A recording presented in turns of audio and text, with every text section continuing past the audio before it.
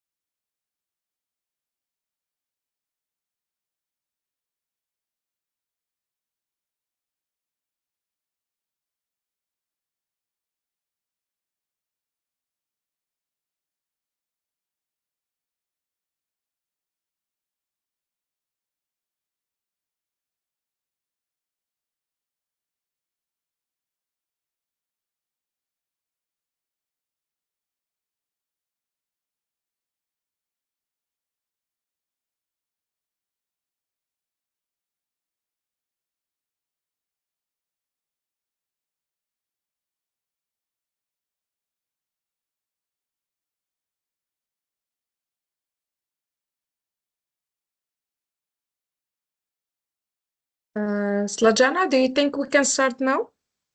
Mirella?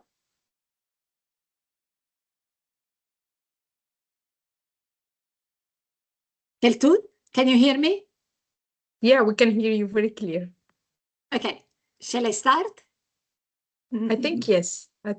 So good morning or good afternoon or even good evening for some of the participants. Thank you very much for joining us today, and it's a pleasure to welcome you to this technical webinar on strength and adaptation monitoring, evaluation and reporting under the enhanced transparency framework. We are very pleased to organize this session in collaboration with FAO.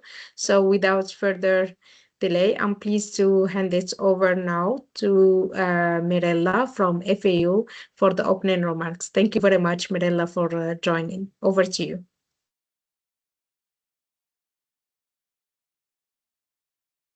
Hello, everyone. Keltun, can you hear me, right? Yes. Very good, very good. Thank you so much. And thank you so much to everyone that joined this event. On behalf of FAO, but also with lots of thanks also for our partners, the CBAT GSP. Really a pleasure for me today to welcome you in this webinar. Let me say that at FAO, we are really working hard to strengthen a country-led transparency system, ensuring that countries are fully equipped to track, report, and improve their climate action in line with the enhanced transparency framework. And while we do that, we are managing an extensive portfolio of CBAT initiatives and also projects for the preparation of the Biennial Transparency Report, working directly with countries worldwide. In addition, we have the global CBAT follow that provide also well-defined support to worldwide based on very specific country requests. But our strength in the work, it cannot be done if we are not together and collaborating with other partners. And indeed, that has been proven in the last years to be really the really most efficient way to work together. And that has been done with several partners, but for sure, and in particular with the CBAT GSP, because we found that the most effective way to go, working together, listening to country needs, ensuring complementarities towards one common objective, that is accompany countries in this transition towards a more transparency system to look at the climate change policy and their impact. Why we are here today? We are here for looking at how strengthening adaptation, monitoring, evaluation, and reporting under the enhanced transparency framework. And why here with the region of the MENA region and the Eurasia? Because this support is particularly critical for this region. They are very vulnerable to several impacts of climate change, increasing temperature, water scarcity, land degradation, extreme events are already affecting livelihood. And for us at FAO, most important, also the food security and economic stability. For you, adaptation indeed is not anymore an objective, a distant objective, is a necessity, an immediate necessity, and a must to support by systems that can clearly track progress and results. As countries move from designing adaptation plans to actively implementing them, the challenge is becoming even more complex. It's no longer enough to define a priority. The country must to act and be able to monitor and evaluate whether the action take a truly reducing vulnerability on the ground. This requires reliable data, consistent indicators, and institutional coordination across multiple sectors and the level of government. This is exactly why the transition to the Enhanced Transparency Framework represents an important shift. It's not anymore just a mechanism for reporting a specific document to the UNFCCC. It's really starting to put together information for demonstrating real climate resilience, for guiding decision-making, and for ensuring that the adaptation effort translates into tangible benefit for people and ecosystem. At the same time, we are recognizing that the operational curve is still very steep and many countries are facing challenges. The adaptation chapter of the PTR provides a structural reporting venue, but national teams often struggle to align this international requirement with the existing national policy and data system. In addition, adaptation impact several times is very localized, very peculiar, specific of a specific environment and ecosystem that makes very difficult to standardize indicators and evaluation methods across sectors, regions, and institutions. That is creating a very fragmented data landscape and places additional pressure on already limited institutional capacity. And this is the reason why we are here today. We think that sharing experience and sharing lessons learned, open discussion, practical exchange among countries facing similar constraints help us in moving a step forward.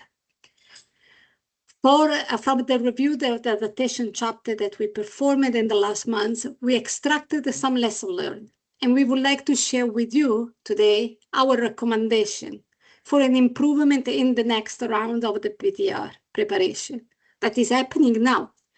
It should be happening now. This analysis was also very insightful for us. The analysis was not only for providing recommendation, but also for us to learn and understand the real challenges and explore together concrete approach to strengthen the monitoring, evaluation, and learning system for adaptation and identify a realistic way forward to respond to the need on the ground. So I really hope that the session will be really, really interesting for all of you, and we are open to listen any question from you and respond accordingly. Thank you so much from our side. Thank you very much, Mirella. It's great to hear this insightful opening remarks. And now I hand this over to Slajana. She's the regional coordinator for Eurasia Network. Thank you very much, Keltoum, and good morning and good afternoon to all of you on behalf of our CBGSP team and UNEP Copenhagen Climate Center. So I welcome you to today's technical webinar organized through MENA and Eurasia Transparency Network. So as Keltoum already mentioned, my name is Slađana Bundala and I'm coordinating Eurasia Network, but in the same time, I'm adaptation expert within our CBGSP team. So just Mirella mentioned many important points, but just a few words.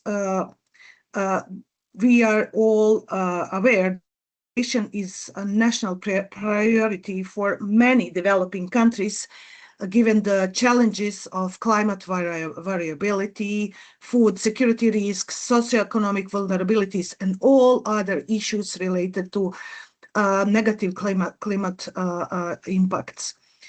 Over recent years, however, important progress has been made in adaptation planning through national adaptation plans, sectoral strategies, resilient building programs, etc., etc. And yet, the first Biennial Transparency Report cycle showed us that adaptation reporting remains complex and demanding.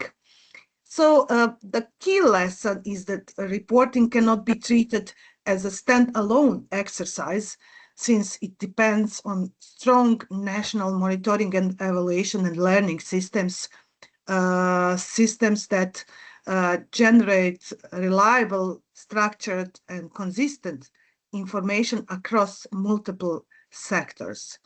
So strengthening these systems is critical, not just for transparency purpose for reporting, but also for improving real adaptation planning, accountability, and evidence-based decision-making throughout adaptation process.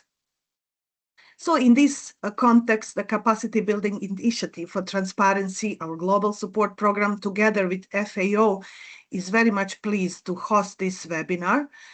And our goal is to help countries to strengthen linkages between adaptation monitoring systems and ETF reporting, and to enhance readiness for upcoming BTR cycles and also upcoming adaptation cycles, more importantly.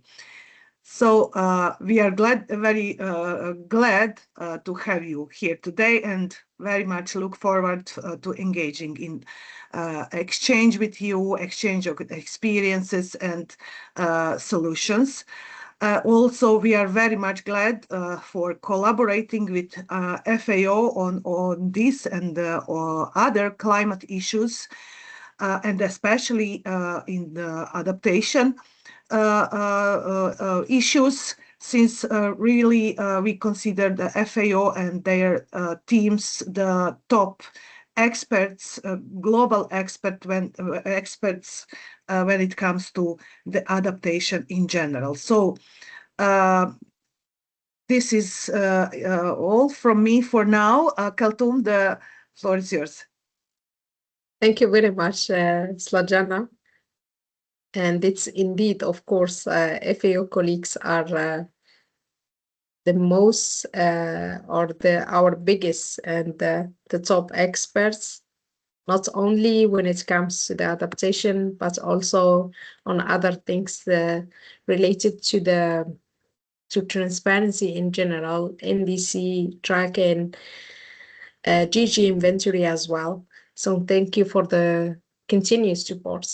So for the objectives of the webinar, this session aims to strengthen understanding of adaptation reporting under the ATF and to explore how adaptation, monitoring, evaluation, and learning systems can support the BTR preparation. So more specifically, we will look at the key MEL concepts, methodological approaches, and international experiences, as well as their practical application to adaptation reporting.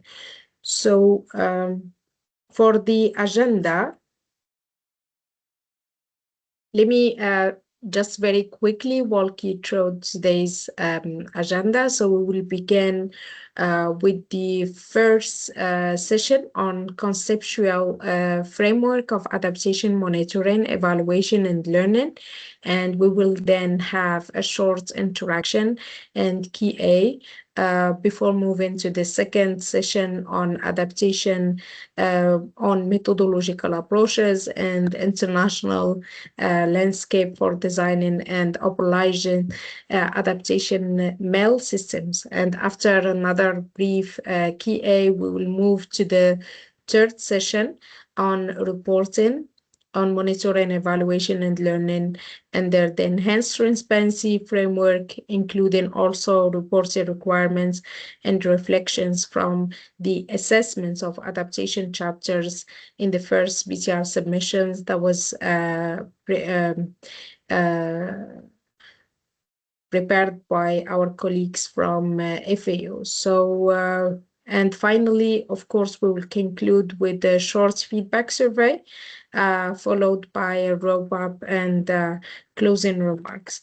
So I would like now to invite you all to kindly turn on your cameras so we can take a group photo before hand it over to Slajana again for the first session.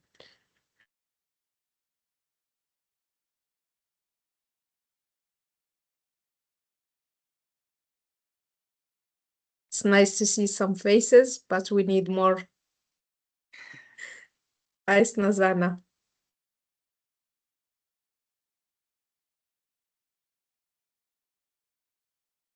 Just more minutes.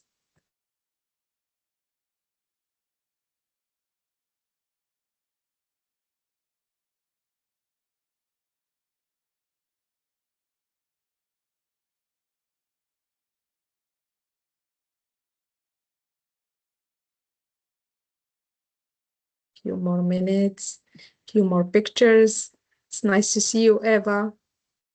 Smile.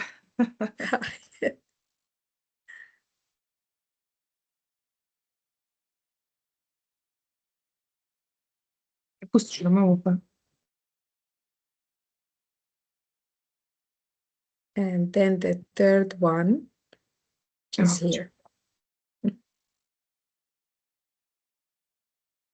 Nisreen from Egypt, my friend. I hope you are doing well as well. Hi, Kulsum. Hi. Okay, thank you very much, colleagues. And now I hand it over to Slajana. Slajana, over to you. Thank you very much, Keltoum. I will open now my presentation.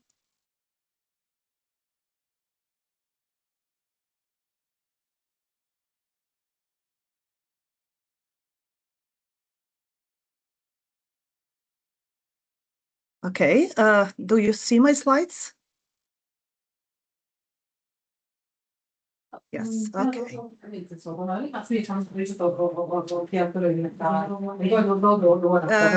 I hear some voices. Can you please mute your microphone?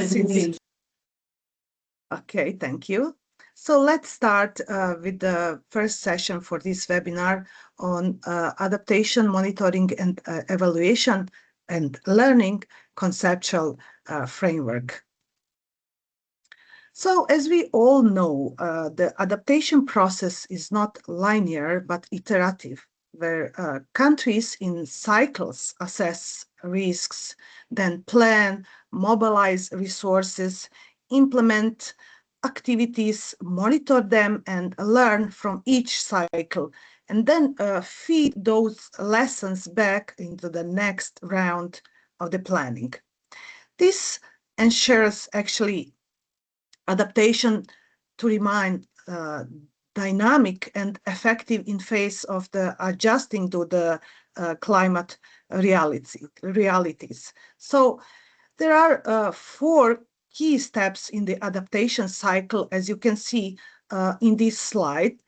And first one is assessing needs, adaptation needs, and risks analysis, where countries identify climate risk, vulnerabilities, and potential impacts.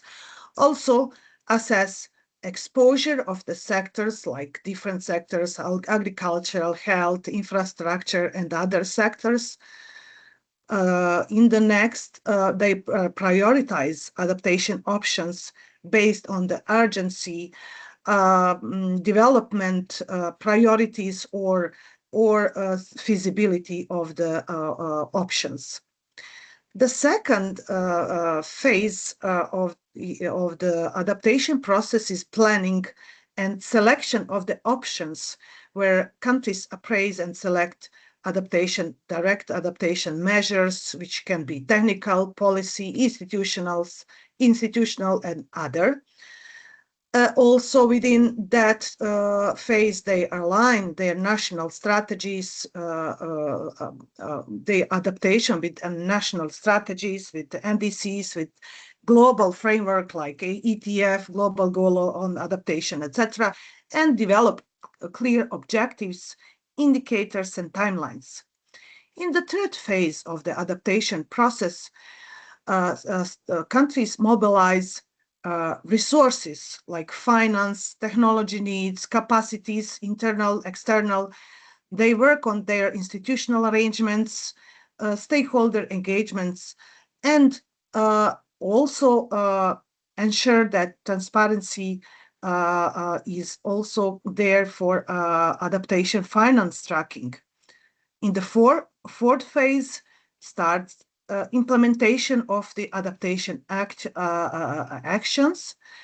where countries actually carry out the activities in the infrastructure, agriculture, early warning system, etc. Throughout the process, they document outcomes and impacts of the adaptation and coordinate across ministries, local actors within the countries. Also, this cyclical framework illustrates how adaptation process should be continuously refined through three interconnected tools: monitoring, evaluation, and learning, or MEL, as we say in short. So what is the MEL actually? Monitoring tracks progress and collects data on adaptation actions. Evaluation assesses the effectiveness, outcomes, and impacts of adaptation actions. And learning integrates insights and lessons from the processes into the future planning. And with that, enabling adaptive management and improvement for next iteration of the adaptation process. Together, these three elements actually ensure that adaptation strategies remain responsive, evidence-based, and inclusive, supporting national adaptation goals, and also in the same time global reporting under Paris Agreement and achievement of the global climate goals. So MEL system in adaptation framework actually provides a logical picture of how a project, program, or policy will achieve its goals.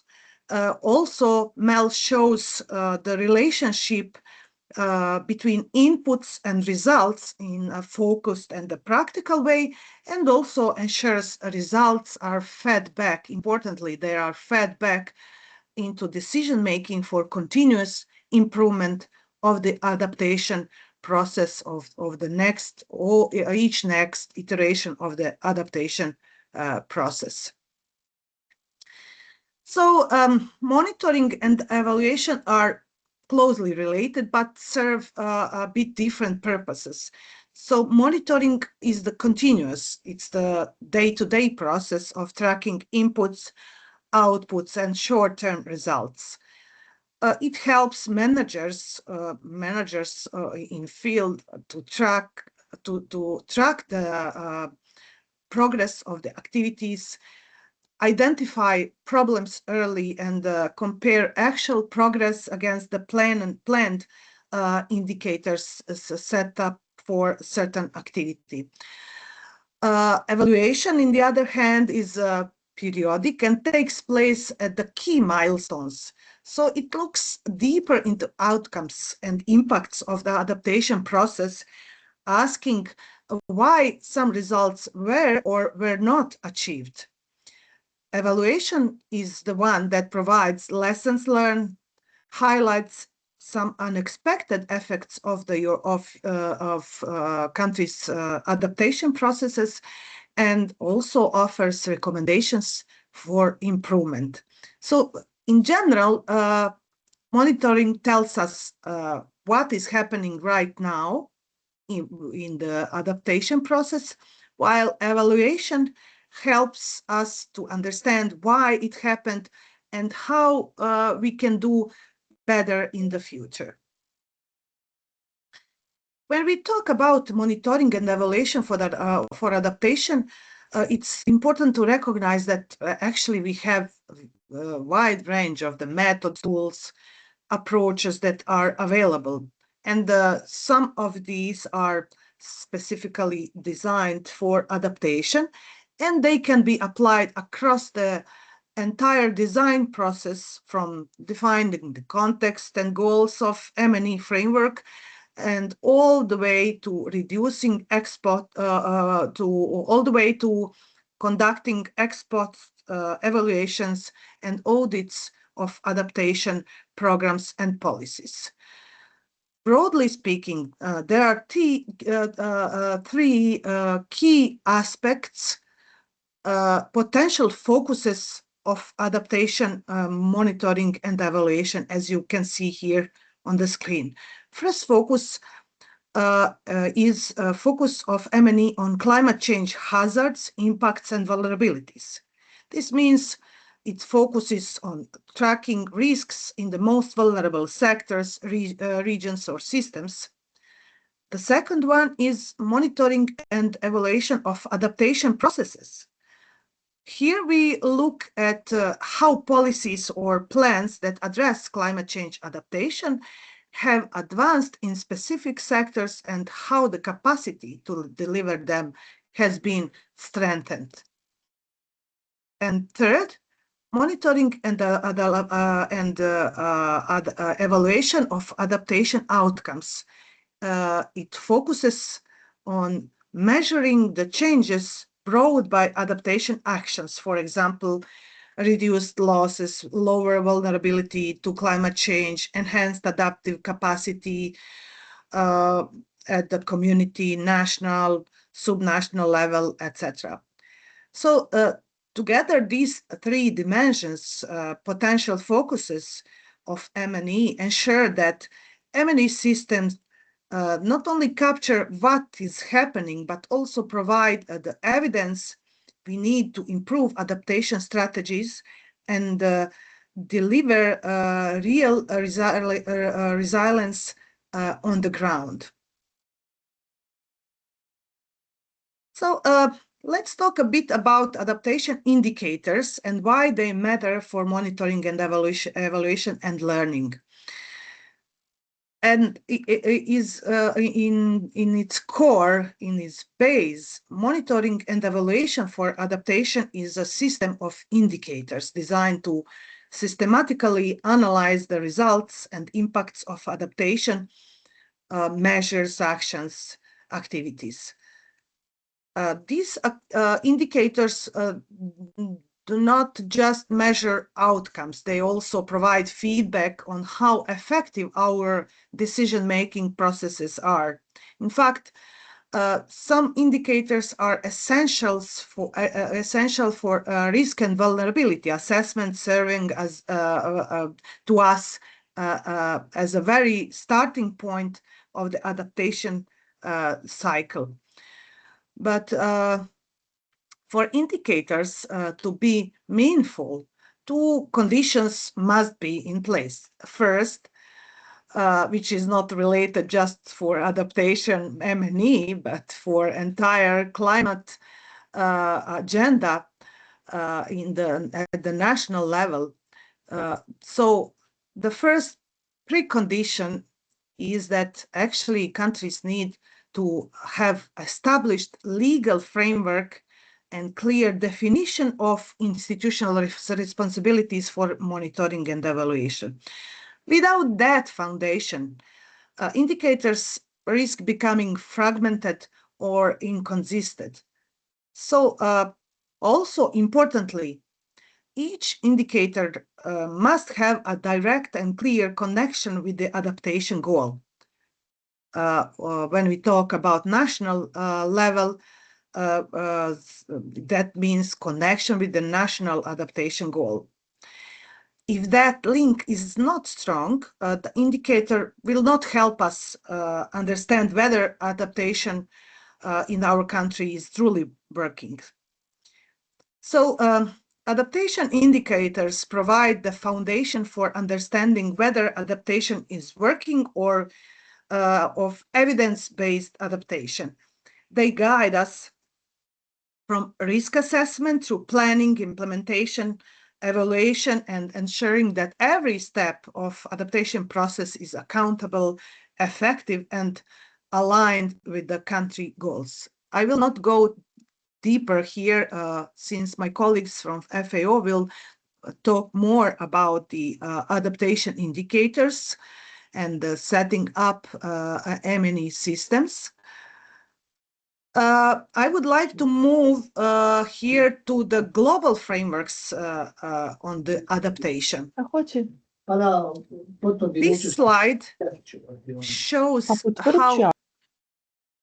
This slide shows how national adaptation efforts connect with the global climate frameworks under the Paris Agreement. On the left side, you can see where countries define their national adaptation goals, actually through their national determined contributions, national adaptation plans, and national communications. So these are then tracked, so these goals defined within these documents are tracked through the monitoring, evaluation, and learning systems at the national, subnational, and regional levels. On the right side, you can see the global perspective. The Paris Agreement there sets an adaptation target, of course, to increase the ability to adapt climate impacts, strengthen resilience, and reduce vulnerability while supporting sustainable development and, of course, temperature goals. This is captured, this adaptation targets within the Paris Agreement are captured within the global goal on adaptation, which emphasize enhancing adaptive capacity, building resilience, and reducing vulnerability.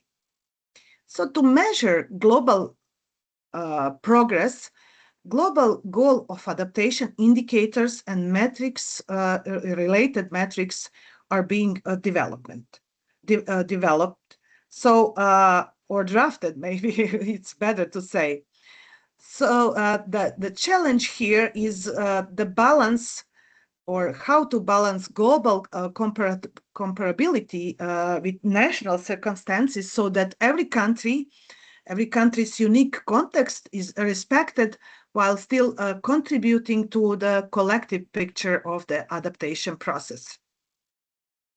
And finally, here at the bottom, you can see that actually all of this feeds into global stocktake. So it is core purpose, it is actually to evaluate collective progress toward Paris Agreement's goals, not only mitigation, but also adaptation and finance. In this way, national inputs and global frameworks are linked, ensuring that adaptation is visible, measurable, and part of the global climate response. Just a few words on the current state of the negotiations on the global goal on adaptation indicators that we had opportunity to track or to see at the COP during the COP30 in Belém. And from there, we know that draft text has been published by UNFCCC, but also here it's important to note that it does not reflect full consensus and has no formal status. Negotiators work to finalize a list of indicators that would measure progress toward the global goal of adaptation. And actually, this would be the first agreed framework in that context since the Paris Agreement in 2015. However, discussion in Belém remained divided. Some groups of countries, negotiators, are calling for more technical work, which is necessary in developing global goal adaptation indicators. Some other countries, developed countries, actually resist linking indicators to finance obligations. So as of late November 2025, even the adoption of the proposed list of around 100 indicators is still unresolved. So the key message we got from that is that the progress is underway. Agreement on adaptation indicators also remains strongly debated and will be actually essential in the future for how we measure global resilience and how global resilience is going forward. Can you please mute your microphone? I hear some participants here.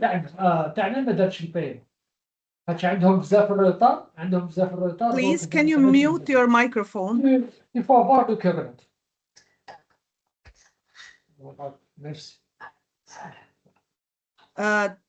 These slides presents the 6 draft areas for global goal on adaptation indicators, and together they form a basis for how we may track adaptation progress worldwide. So that's the initial framework.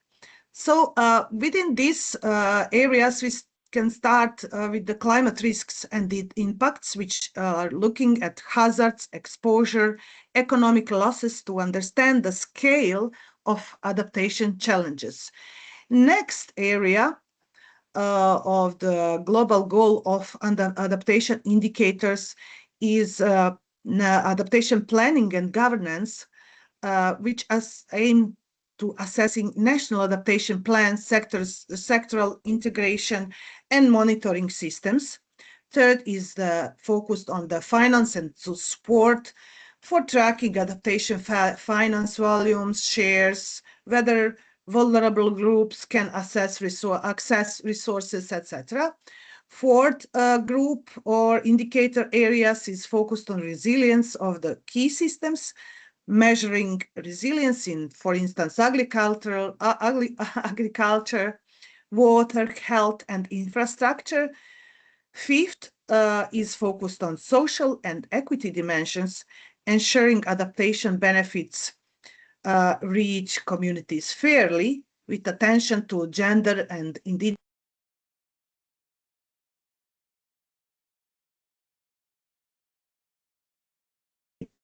Lajana? Yeah, I noted that I've been muted somehow, so I'm back. Finally, the 6 indicator areas focuses on global progress tracking and alignment of national indicators with global frameworks and ensuring consistent reporting. In short, these 6 areas provide comprehensive lens from risks and governance to finance and equity to resilience and global tracking. They are designed to make adaptation progress visible, measurable, comparable across the countries, and also in the same time respecting national circumstances. Here on this slide, I want to show you side by side how the draft global goal on adaptation indicators align with the enhanced transparency framework within the BTRs and some remaining gaps. So for first indicators area, climate risks and impacts, countries can already report vulnerabilities in their BTRs, But standardized metrics like GDP losses, percentages, or exposure maps are still missing. So these are new needs or gaps needed to improve in order to align these two processes or tools for tracking adaptation. For area of indicators for adaptation planning and governance, ETF requires information on priorities, plans, and in that context, reporting must expand to cover governance structures and monitoring systems. On finance and support group of indicators, ETF tracks support provided and received, but indicators will need more disaggregation, so separating adaptation from mitigation, showing and also to show flows to vulnerable groups. For resilience of key systems, ETF allows quantitative and qualitative reporting, but also new sector-specific metrics, for instance, in agriculture, crop yield stability or climate-proofed infrastructure. So new means of tracking are needed. In the area of social and equity dimension, ETF encourages reporting on co-benefits, but it's not mandatory. But new disaggregated data for systems, for gender vulnerable groups, and indigenous inclusions will be essential. So at the end, global progress tracking relies on the ETF and BTR as its backbone, but harmonization of the national indicators and capacity building are critical in that processes. We can conclude that while ETF and BTR provide strong foundation for adaptation reporting and tracking, the draft global goal of adaptation indicators reveal new needs, especially needs for standardized metrics, disaggregated data in certain areas, and also sector-specific measures to make adaptation progress truly visible and comparable worldwide. So I will stop here. Keltun, over to you. Thank you very much. Thank you, Slajana, for this informative session. So now we would like to open the floor for questions and interaction. Please go ahead and take the floor if you have any questions for this first session.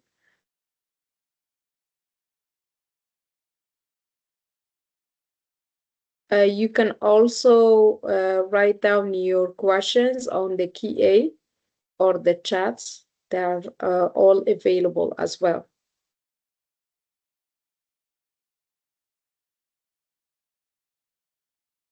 I can see any hand raised.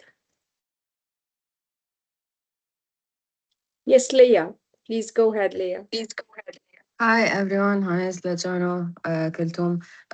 Thank you for the presentation. So I had a question more specifically because right now we're working on, let me see if this works. Okay. So right now we're working on the second BTR, right? And I'm working on the adaptation section of that as well as the reporting on progress in terms of adaptation priorities and all of that. And under the first CBIT project, we had a set of adaptation indicators that we had developed to report back on. But that was pre the latest BELEM decision that you mentioned, which included the, I think, 56, 57 set of indicators that were adopted. And I know that because we're developing country, we have flexibility. We don't have to. It's not a show. We don't have to report on this at this stage. But in terms of how would that work, reporting, because in that nice table you kind of showcased the gaps in the indicators that they came up with in terms of them being something that you can quantify, right? So just kind of seeking guidance here in terms of how would you go about starting to integrate these indicators within our reporting mechanism? Do we have to do it now? Do we wait until it's clearer in terms of quantifiable indicators? Just your insights on that. Thanks. Thank you, Leah, very much for the question, and it's nice to see you, of course. What to say, when we develop our adaptation indicators is, of course, a complex process. In context of the global goal of adaptation, the final list of indicators for tracking global goal of adaptation is not officially adopted. So it's not still adopted. But there are like 6 areas of indicators that I just mentioned in my presentation. In terms of reporting on your adaptation results and reporting of your MNE, I will talk, and colleagues from FAO will also have a separate presentation within the 3rd session. But adaptation reporting is not obligatory, you know, and you don't need to use any specific flexibility to say we will not report adaptation results of or outputs of MNE process. So what I saw from recently reviewed BTRs is that many countries do not report on MNE at all.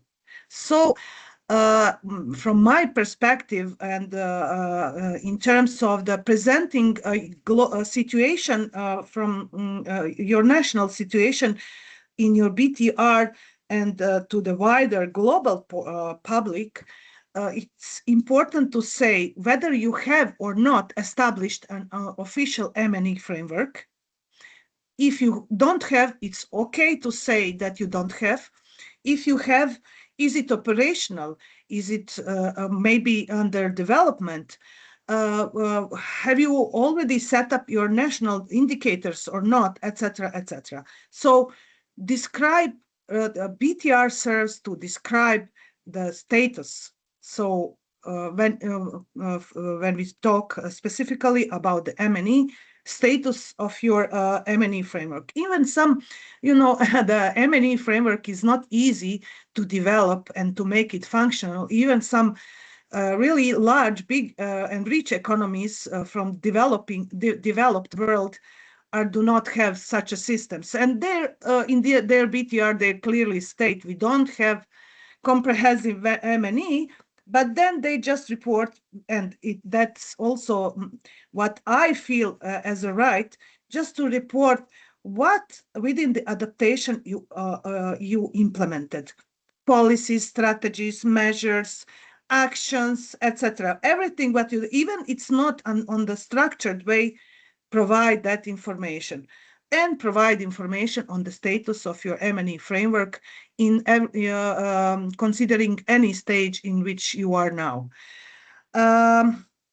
For adaptation indicators, I just would like to say, yes, the countries struggle with the data sources and when setting up national adaptation indicators, I would start from what I already have on the ground. Most of the countries already have indicators related to risks, vulnerabilities, etc. And then, in accordance to your national adaptation goals, identify what data and what indicators you still need to develop or to frame. So just start from what you have on ground from information. So I hope that I answered No, your that question. was very Yeah, helpful. That was very helpful because under just to clarify, so we do have an MRV system under CBIT1, and we've developed a bunch of adaptation indicators, but that was pre the decision or even the thematic areas, the 6 thematic area, it was pre that. So now that we want to expand on them, we have to expand within the framework of this thematic that they came up with, right? If we want to develop further adaptation indicators for further sectors, they have to fall under those 6 thematics, and then kind of also along the line of the 59, even if they're not adopted, we still have to go within that, follow that thread, right? It's still not obligatory. It's still not adopted, etc. And at the end, of course, again, adaptation reporting is not obligatory. MENA system will help you to process your adaptation within the country. I believe when they agree on the indicators for global goal on adaptation, also the guidance will be provided on how to align national indicators with indicators of global goal of adaptation. And it will be easier then for countries also to set up their own indicators. I believe that these areas, focus areas of indicators for global goal of adaptation are not something imaginary. It's all sourced from national systems for tracking and monitoring of adaptation and evaluation. Sorry, Keltum, I know that we are a bit over time, so maybe thank you, thank you, Leah. Thank you very much, Leah, for the question. And also we have Pedro, who shared a decision about the global goal of adaptation, UNFCCC decision, draft decision, we can say. And he answered countries are encouraged by UNFCCC to test these indicators, but it is not mandatory request. It is up to countries to decide whether consider these metrics in ABTR2 as parties progresses developing their national mail systems. And now, without delays, I hand this over to Pedro Morales, our colleague from FAO, for the second session on adaptation, mail systems design and operationalization, methodological approach, and international landscape. Over to you, Pedro. Thanks a lot, Kultum, and thanks for inviting us to share this space with colleagues from both MENA and Eurasia regions. And thanks, Slaviana, for your very insightful presentation. And I think it's an excellent framework and background for the session I will going to facilitate in the next minutes. My name is Pedro Muradas, and I am an adaptation expert as part of FAO's transparency team, working together with Mirela and other colleagues, supporting countries to develop robust monitoring, evaluation, and learning systems, and using those elements to properly submit reports to the convention. So let's move quickly from this presentation. I will be briefly sharing the methodology that we usually use when we support countries for developing and operationalize monitoring and evaluation systems. Of course, this is a pretty straightforward methodology, but of course, it is flexible enough to adapt our methodological approach to each specific country's circumstances.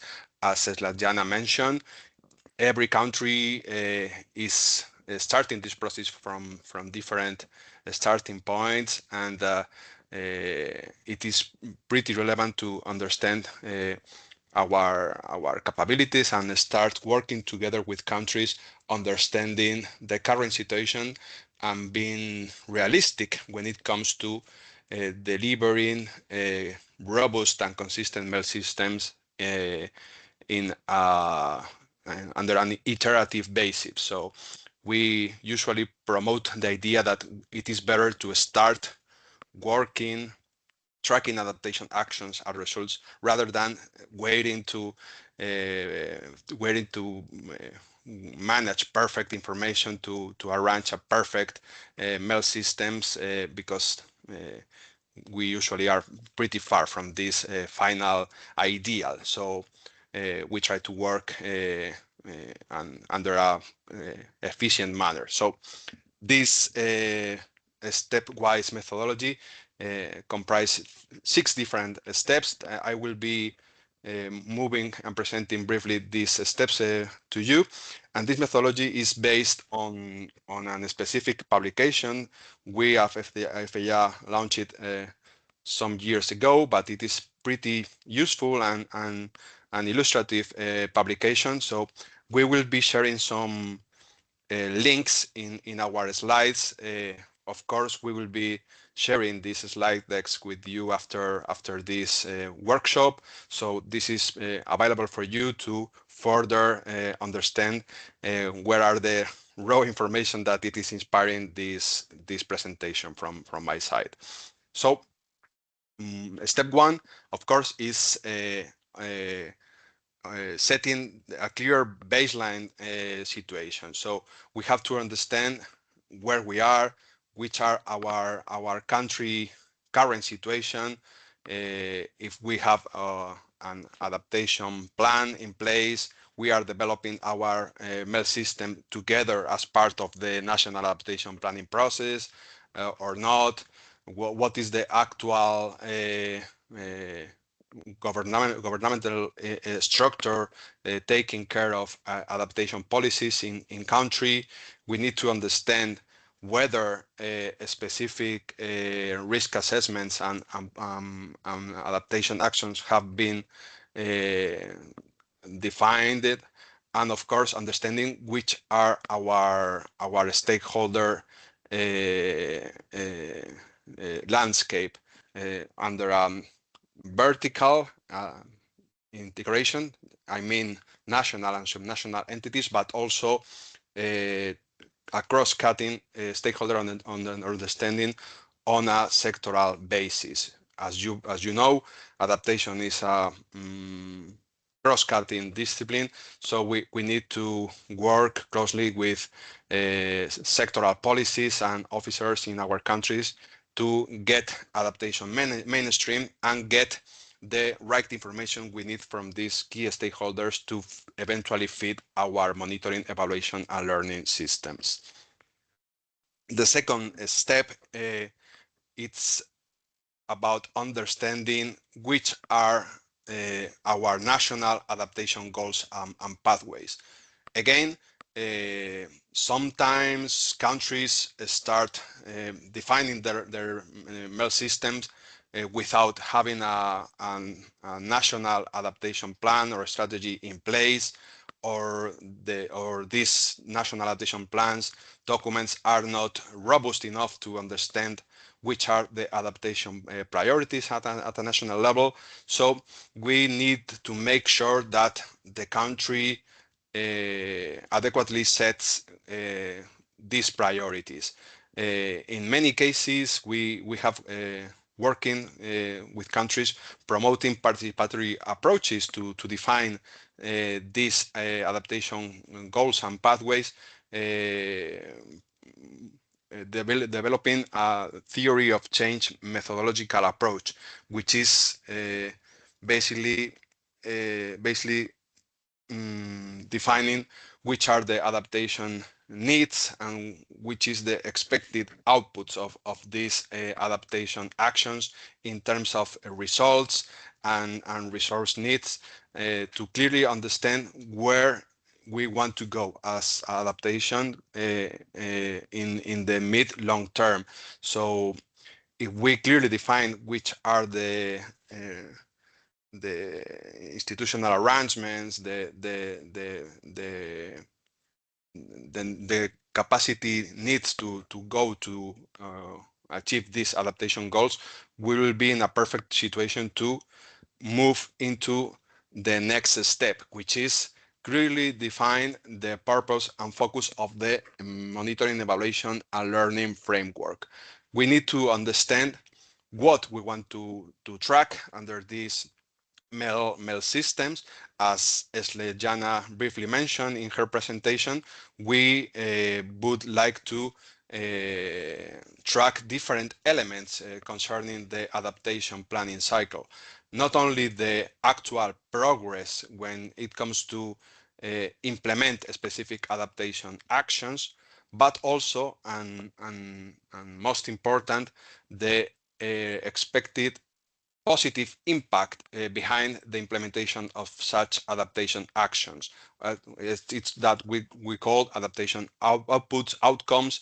In practical terms, we are aimed at reducing exposure, sensitivity, or adaptive capacity relating specific climate threats to specific climate sectors. So we need to understand which is the elements that we want to track with our system. These are the two main elements, but there are also additional elements relating, for example, losses and damages, which are becoming more and more relevant in the adaptation sphere. And as you know, it is non-mandatory, but a potential element to be considered in BTR submissions. So we encourage countries to start tracking, understanding how climate impacts are actually affecting the sectoral systems in countries, and of course tracking the financial execution in terms of adaptation action. So if we manage to understand which are the financial adaptation needs in our country, we will be able to report on adaptation needs, for example, for accessing international finance support for supporting our adaptation actions, but also to get our stakeholders, national stakeholders, adequately informed of our performance as adaptation policy officers. So it is need to understand what we want to measure, but also how this intel will feed specific decision-making processes under an adaptive management structure. So we are receiving and getting information as part of our monitoring system, but we need to understand that the climate system is not a static element, and the evolution of not only the climate but also the society, the socioeconomic progress in the country, the relevance of different sectors evolves along the time, and we need to be ready to make the right decisions based on the best quality information possible. So we need to clearly define and get standardize this information in order to define and design our monitoring, evaluation, and learning framework. We need to understand how are we going to feed and this MEL framework, and arrange a clear identification of the resource need that we will need to put together to structure our monitoring, evaluation, and learning framework. So this is a key step for understanding which are our resource and financial needs to develop the monitoring and evaluation and learning framework. And an essential element of this system is the definition of indicators. As Slađana mentioned, indicators are the core element of a MEL system, and it is essential to understand and be able to define the list of indicators that we will manage under our MEL system in a sensitive manner, because we tend to think about very complex systems with a robust and massive IT structure behind, and sometimes the simpler this mail system is, at least at its first stages, the most robust it is. So we usually encourage countries to set the ambitious in the right level and understand that a very practical definition of indicators is the best starting point to defining a robust mail system at a national level. Maybe in second, third iterations, we can think about developing a complex IT structure, web-based structures to present this information in terms of graphics. But if we want to build these systems just thinking in this final picture of a complex IT systems, it is a usual way to make a wrong use of the available resources. So we need to clearly define a efficient list of indicators, and then understand how are we going to feed these indicators, and how are we going to process these indicators to finally present those as our monitoring and evaluation tracking systems. So we promote the idea and the concept of being promoting smart sets of indicators, so avoiding overlapping, making those manageables, relevant to the adaptation, climate adaptation processes, because it is essential to be pretty to the point on this definition. We promote setting clear metadata for behind this the indicators definition, covering different elements that are essential for an adequate standardization of the MEL operationalization process. This list covers different elements briefly mentioned by Slađana in her previous presentation. For example, this socioeconomic vulnerability disaggregation, gender disaggregation, but also relevant elements such as how this indicator is going to be calculated, where the raw information comes from, which is the baseline measure, the target measure, the frequency, the units of how to measure this indicator, if it is a geospatial based indicator or not.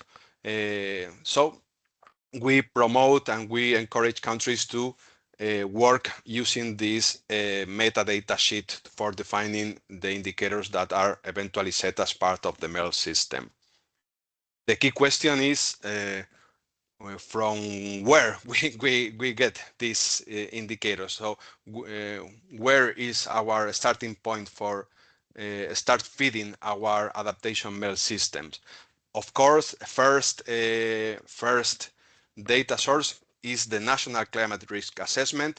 We emphasize the idea of the adaptation planning cycle is an iterative cycle, and all the elements comprising this cycle should be clearly connected. So if we develop a climate risk assessment at a national level based on vulnerability and exposure metrics, these metrics will be very, very useful for feeding the monitoring and evaluation system to eventually understand whether our adaptation actions are being effective when reducing those climate risks. So that's one of the key ideas that I wanted to transmit to you today during this session.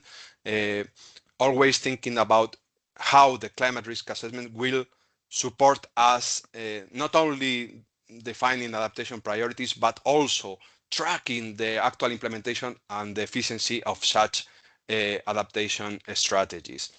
Of course, we have other national and subnational frameworks and reporting commitments to other UN conventions like the SDGs or the Sendai disaster risk management framework that can be inspired and be useful to use as an initial starting point for assuming that we are promoting efficiency in terms of use available resources for with some modification on these metrics, on additions, we can be reporting adaptation efforts and efficiency. Of course, there are many advanced data collection methods on the ground with very good cost-benefit relations.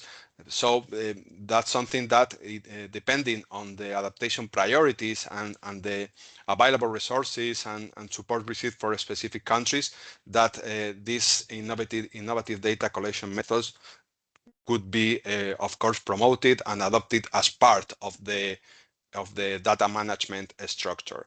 The most important thing is that this information should be reliable, should be transparent, and should be analytically sound, just to make sure that we are managing standardized information along the time, and we project our mail system in a sustainable manner, not for just reporting in the next BTR, rather than build a continuous history and along the time.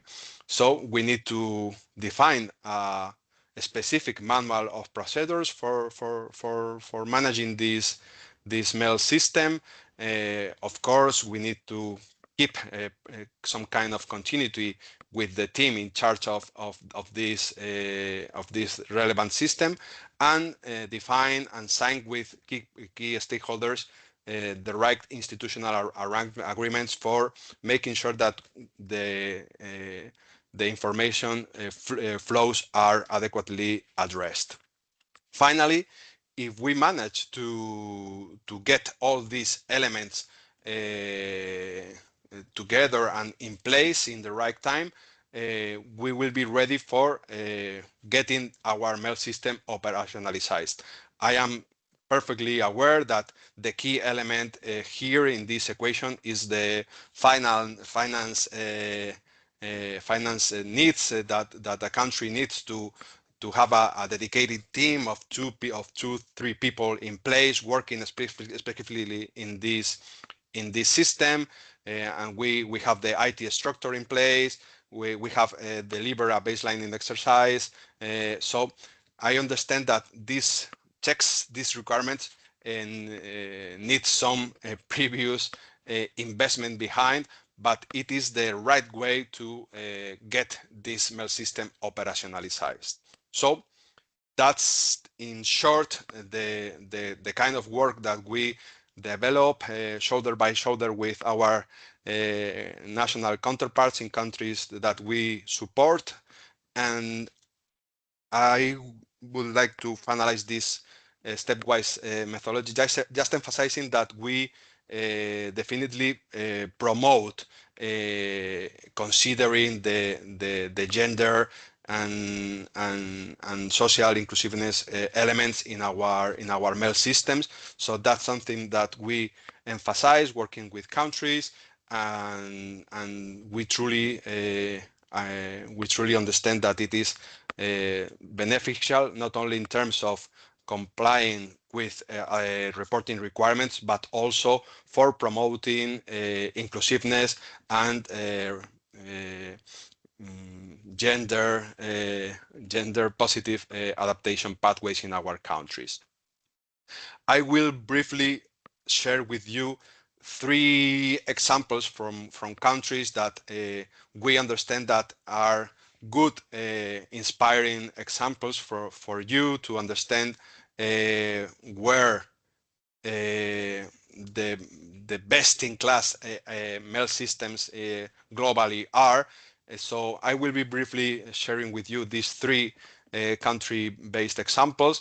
Of course, I am aware there is a lot of information to read in these slides, but we will make this presentation available for you after this meeting. So Colombia, I like the Colombia example because not only because we worked with the country closely defining a mail system for agri-food sectors, and it is one of the most advanced countries on this regard. But I like the way that the country is clearly linking the definition of adaptation metrics feeding into the climate risk assessment with the definition of metrics to report on the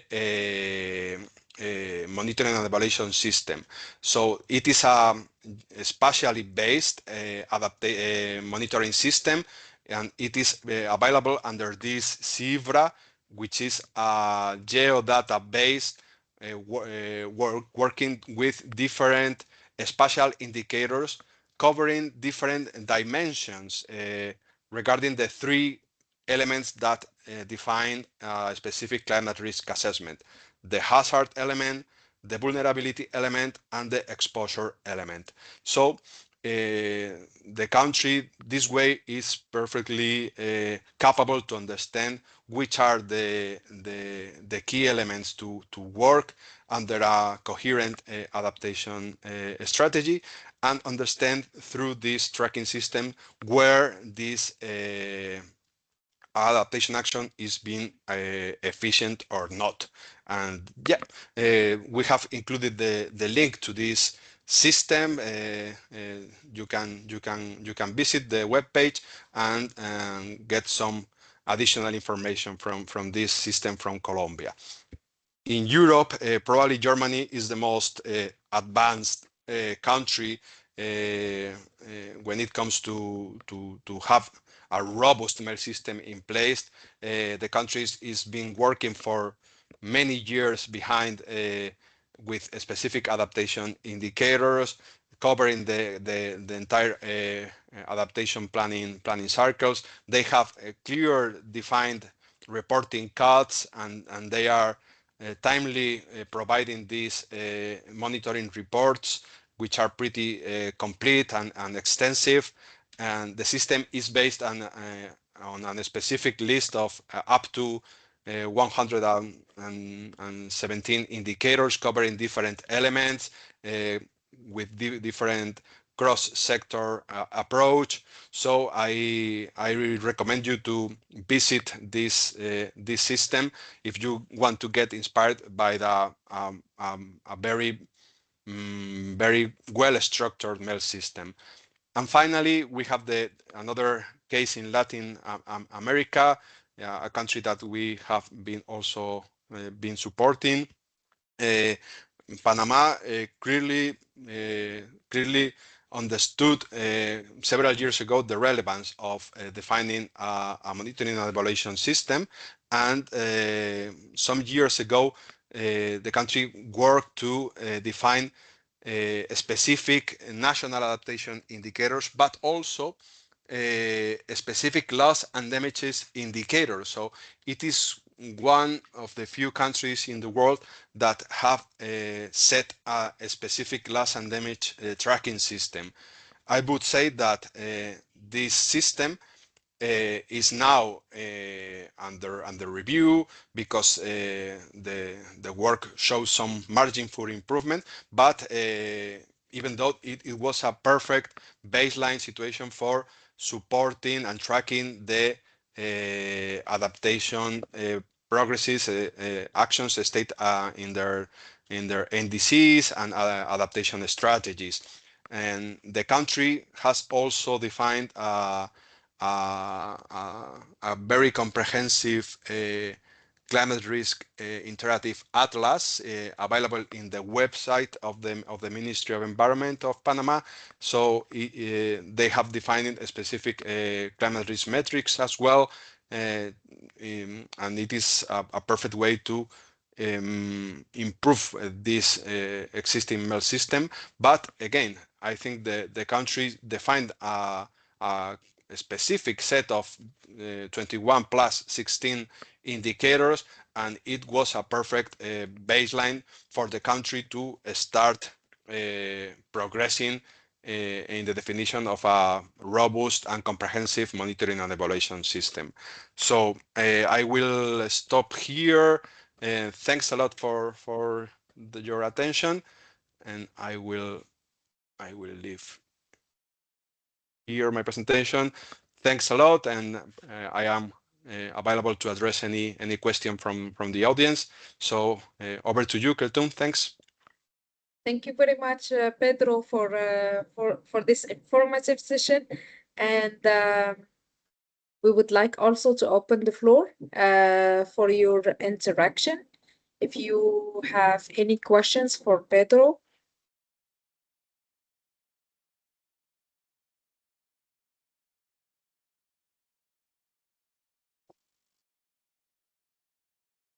You can also write down your questions on the chat or on the QA.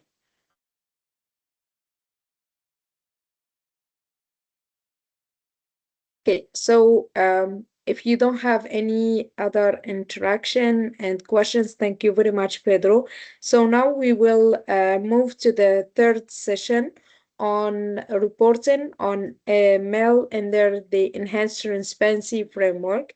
So this part will be, or this session will be composed by two parts. The first part will be delivered by Slajana on reporting requirements, and then the assessments of the adaptation chapter on BTR1 submission by Julia Margiotta and Habib Alam from FAO. I think before we have a comment. Lots for great presentation and interesting. Thank you very much, Lilia. It's with pleasure. So now over to you, Slajana, for the first parts of the third session. Thank you very much, Kelton. Let me just share my slides. I will really briefly go through adaptation reporting requirements within the ETF. So I like very much this slide, which is developed by my colleagues from UNEP Copenhagen Climate Center and Danish Technical University, which represents like actually all chapters of MPG's requirements for reporting of adaptation. So here are the 9 sections that provide a structured way for countries on how to report adaptation in their BTRs, ensuring with that consistency while also leaving room for flexibility and adding any additional necessary details. So sections from A to F focus on the national adaptation processes. So countries here asked to report their background, circumstances, climate impacts, their adaptation priorities, barriers, plans, policies, and finally progress made in the implementing these actions and outcomes achieved. Section G allows countries also to report on loss and damage if they choose. Section H covers activities that support adaptation, such as international collaborations, networking, efforts to strengthen observation research systems, etc. And the section I is flexible space, actually, where countries can add any other relevant information on climate impacts and adaptation that is not covered elsewhere in the report.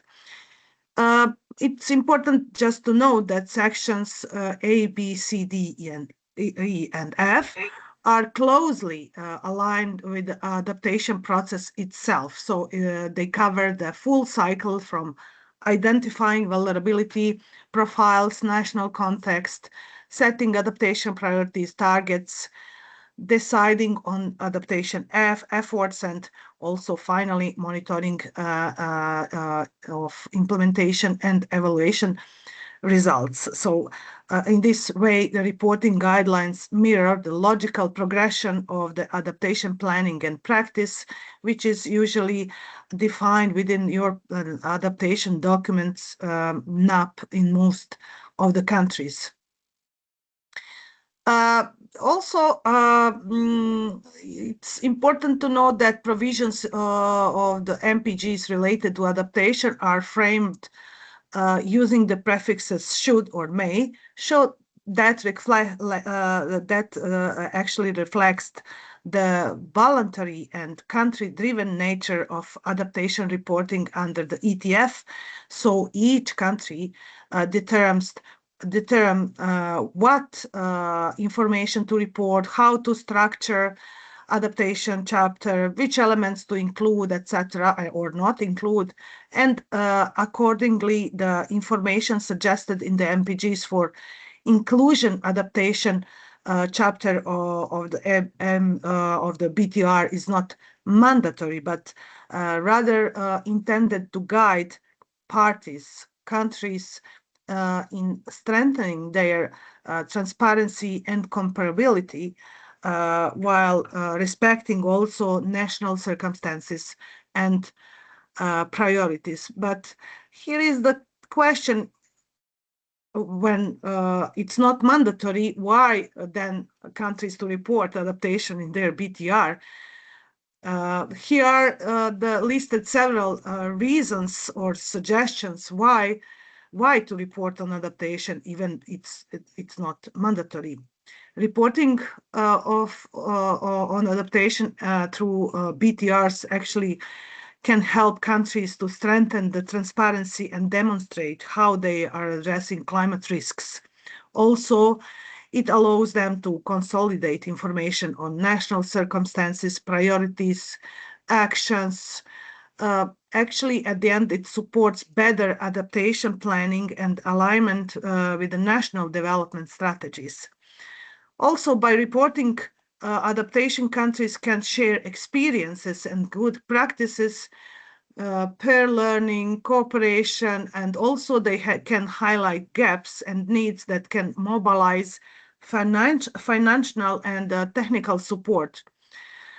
Also, adaptation reporting further shows contribution to the global goal on adaptation under the Article 7 of the Paris Agreement, making this is also very important within this information providing makes actually national efforts visible in the global context. And of course, even partial reporting adds value, improving accountability, tracking progress, identifying lessons learned, and in this way, adaptation reporting in BTRs is really voluntary, but is strategic exercise that benefits both national planning on adaptation and international collaboration. So now I will stop by elaborating the MPGs related to adaptation, and my colleagues from FAO, Julia and Habiba, will focus more on the reporting on the M&E of adaptation, and also they will share FAO's recent assessment of the adaptation chapter on BTR1 submissions. So colleagues, the floor is yours. Thank you very much. Thank you. Thank you, Svetlana, for providing some context to this conversation. Can you hear me well? Yes.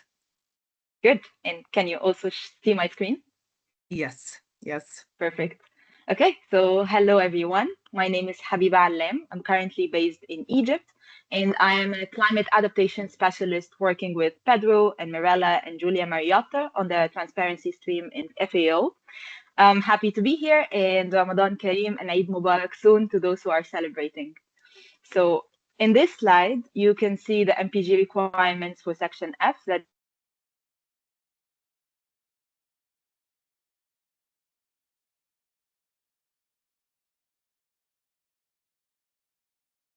Habiba, we can't hear you well. Slajana, is it just me? No, it's me too. Right. She's probably now reconnecting. Maybe it's an internet issue. So let's see. Yeah. Okay. She's Can you hear here me better again. now? Yes.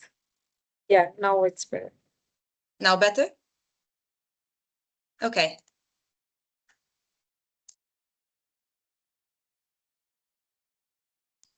As I was Yes, saying, Habiba, we can hear you. okay, good. In Thank this you. slide, you see the MPG requirements for Section F, but in our analysis, we wanted to build directly on these requirements to ask, what does it look like when a party fully operationalizes this guidance? Which brings us to the concept of an ideal section that deliberately presents a narrative that goes beyond the baseline provisions of the MPGs. And we offer this ideal scenario constructively as an aspirational benchmark. It is designed to help parties translate the high-level guidance of the MPGs into practice, and also to help us envision what a highly comprehensive and transparent and robust adaptation MIL submission could look like. So moving on to see what an ideal section could include. Ideally, a country would start by establishing a clear baseline regarding the operational status of its national adaptation MIL system, whether the MIL system is already fully implemented or still in the design phase, for example. A great section would also provide a transparent look at the system's structural capacity, outlining the coordinating institutions, the dedicated personnel, and the IT resources involved in running it.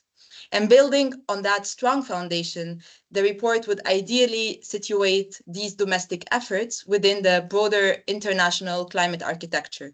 That means, for example, demonstrating clear linkages with the Paris Agreement and the Belém adaptation indicators, which ensures that the national reporting contributes meaningfully to the global stocktake.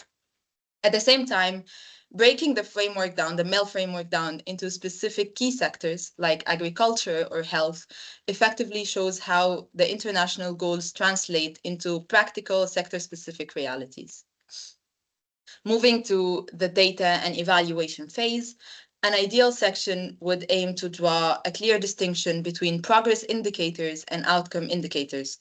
So to provide a practical example, a progress indicator might track the implementation of an action, such as the number of farms trained in climate-smart agriculture or the number of early warning systems installed. And while this is important, an ideal submission pairs these with outcome indicators that measure actual changes in vulnerability, such as the percentage increase in crop yields during drought years or the measurable reduction in economic losses from extreme weather events. It could also be quite valuable to frame the MIL system as a dynamic, forward-looking tool that actively supports ongoing decision-making. Because monitoring is fundamentally tied to learning, the section would ideally capture good practices and lessons learned from the implementation process. Importantly, it would also try to be entirely transparent about any limitations. So as the guidelines suggest, thoughtfully noting instances where planned adaptation might not be sufficient to avert impacts is a very important component of robust reporting. It allows the MIL system to also feed those critical insights directly back into the national adaptation plans to ensure that future actions are refined based on empirical evidence.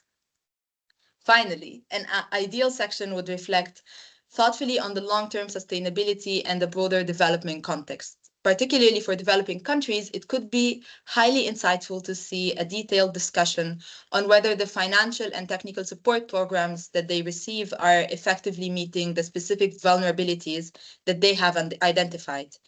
A strong report would also touch upon how these adaptation actions integrate with wider sustainable development goals to ensure that climate resilience and economic development are mutually supportive rather than independent efforts.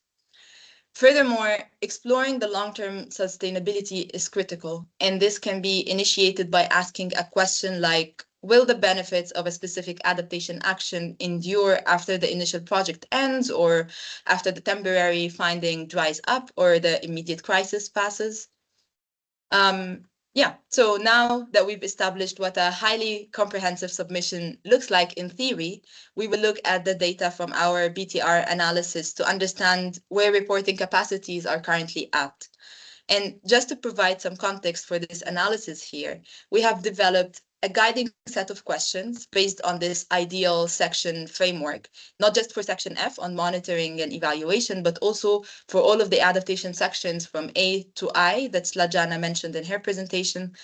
And then once we had this assessment sheet, we looked at the adaptation chapters of 69 BTR submissions from developing countries and assessed the content of these submissions based on the guiding questions to understand where the gaps are. I hope this makes sense.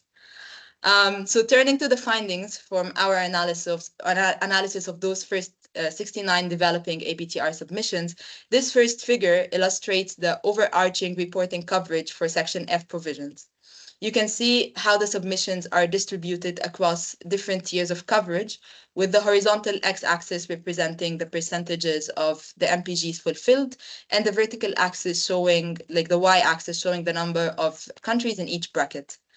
The data here clearly shows a significant concentration of countries at the lower end of the spectrum, indicating that there is a significant room of improvement in MEL reporting in almost all of the submissions at this stage. To understand exactly where those overarching percentages come from, this second figure here breaks down the reporting coverage by each individual provision or like point of assessment within Section F that we were looking at.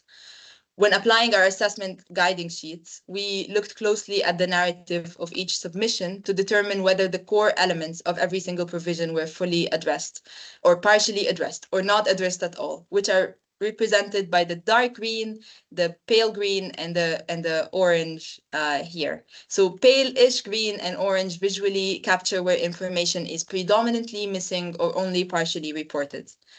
These segments essentially map out exactly where the reporting pain points are most severe, showing us which specific guidelines are proving to be the most difficult for parties to operationalize into official reporting language. Having established now this macro view of the current reporting landscape and keeping in mind how difficult reading these figures are because they're so quickly presented, we will now transition in the next slides to a more detailed discussion of the specific strengths that we identified in Section F, as well as a closer look at these recurring gaps and underlying systemic challenges. And you will be able to have a closer look at these figures and the results of our analysis once the publication is out, hopefully within a few weeks. So on the strength side, it's really promising to see that a lot of BTRs detail clear institutional arrangements responsible for their mill systems, such as steering committees or responsible ministries that are in charge of the mill system. There is also broad reporting on the various tracking approaches that are currently utilized or planned for the near future. Additionally, it is encouraging to note that nearly half of the assessed parties reported having a national mill system that is currently under development. And while this points to a transitional phase, it demonstrates active momentum towards building strong monitoring infrastructure. Finally, over 40% of BTRs currently report on progress indicators, which effectively track implementation steps and immediate policy outputs. Moving on to the main gaps or challenges presented on the right side of the slide now, we can notice that while progress indicators are widely used, as we just mentioned, there is a gap on measuring actual impact. So right now, only about 25% of submissions report on measuring actual changes in climate resilience through, for example, outcome indicators. And 35% do not specify the indicator type altogether, which makes a clear overall picture quite difficult to see. There's also a significant lack of functional detail regarding the tangible assets and resources, such as dedicated personnel and IT infrastructure that are actually needed to fully operationalize these developing systems. From a broader strategic perspective, there is limited alignment between these domestic mill systems and the broader international targets, such as the nationally determined contribution and the global stocktake. Perhaps the most pressing gap, however, is the near total absence of evidence that show that these systems are actively evaluating their own effectiveness or facilitating learning from the collected data. The absence of this analysis suggests a current disconnect between routine data collection and the iterative adaptation decision-making cycle that Pedro was just talking about in his presentation. With this, I conclude the main findings of our analysis for this section and gladly pass the torch to Julia.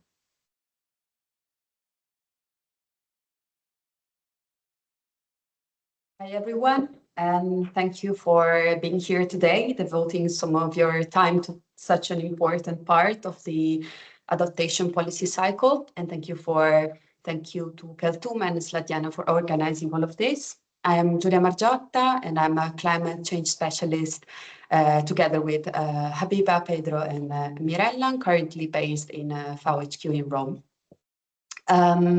So before moving to some of country example, I would like just to do a short clarification on the purpose of this section. In our analysis on the first PTR submission, we found that reporting on monitoring, evaluation, and learning systems for adaptation remains quite limited overall, as Habiba just mentioned.